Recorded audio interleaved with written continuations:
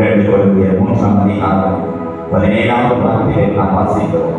2 கொரிந்தியர் 3:17 வாசிக்கிறோம். பிரியமானவர்களே, நமக்கு விடுதலை வேண்டும் என்றால், நமக்கு நோய்களிலிருந்து இந்த நேரத்தில் விடுதலை வேண்டும் என்றால், அதை எப்பேற்பட்ட விடுதலை சொந்தமாக இருந்தாலும், பிரியமானவர்களே, நம்முடைய வாழ்க்கையை நாம் கடப்பட வேண்டும்.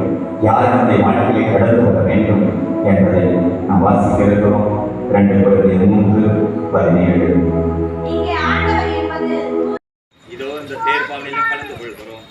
இந்த திருச்சுரபம் தாங்கிய இந்த தேரினையும் இதை சுமக்கிற எங்கள் ஒவ்வொருவரையும் ஆசீர்வதித்தருளும்.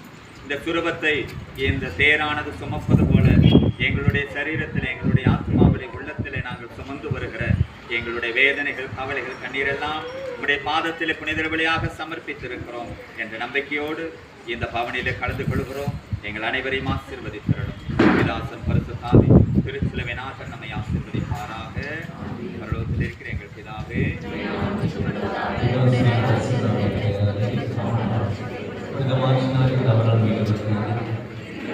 வடக்கச்சேரி